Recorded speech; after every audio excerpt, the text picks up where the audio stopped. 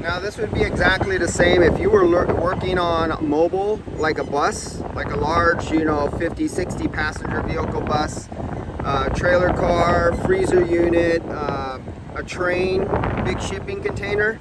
You would do repairs just like in automotive. Years ago in automotive, we used to do the same thing. This is how we would repair condensers from the 1950s, 1960s, and we did a little bit into the 1970s, just like this.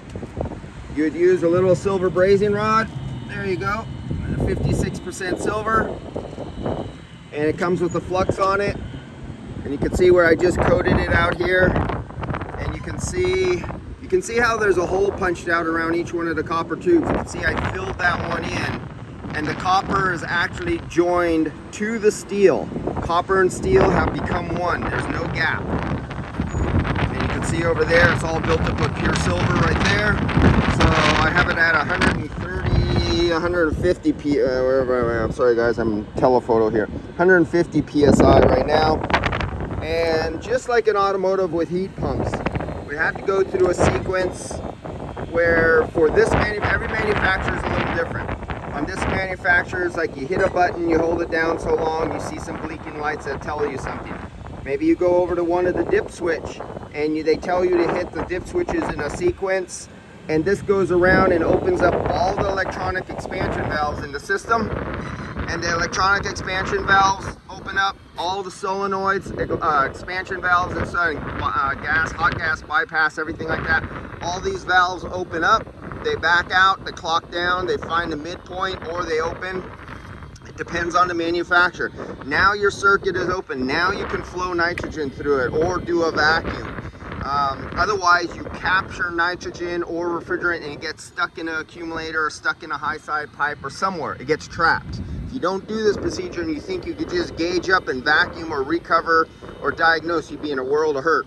Oh, and by the way, don't forget to undo it before you try to do anything. And that's it.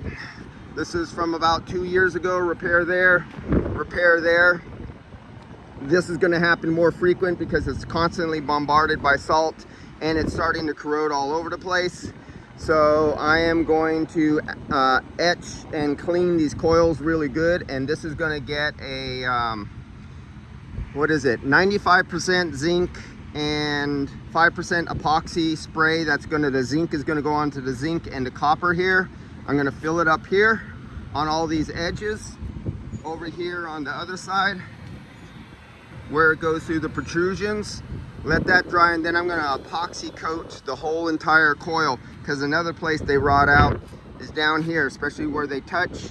All the salt from the ocean over here that hits here pours down, it concentrates, you get electrolysis, and you get organic debris that makes acids from the moisture every day, because we're in a fog from the ocean.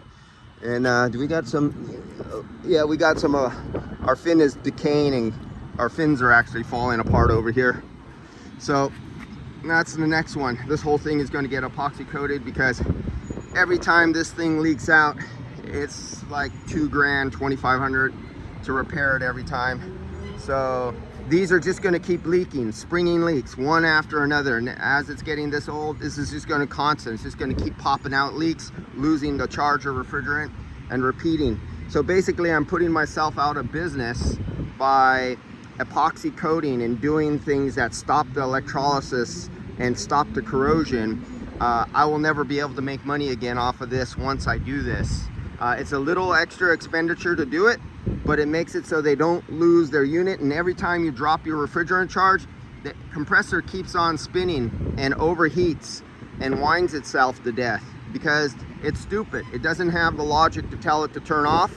All it knows, it's not cooling, so it just keeps spinning itself faster, making more heat and not getting oil delivered back to it.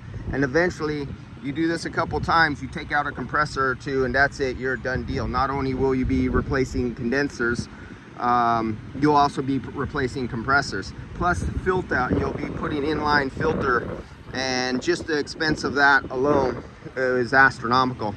So the whole idea is to make it so before these units are replaced, because they are geared for replacement, but it might not be for another year or two. They were supposed to be replaced a year or two ago.